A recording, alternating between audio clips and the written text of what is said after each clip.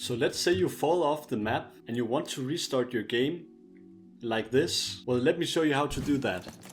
So right here I have a simple FPS scene where I have my player and a ground and stuff. And I'll just create a script so when you press the R button, the game will restart. So what we'll do is right click in the assets, then go to create and do a mono behavior script, which I will call restart game.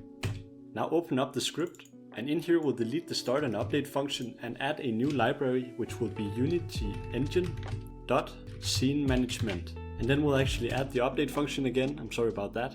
And in here we'll do if input.getKeyDown keycode.r.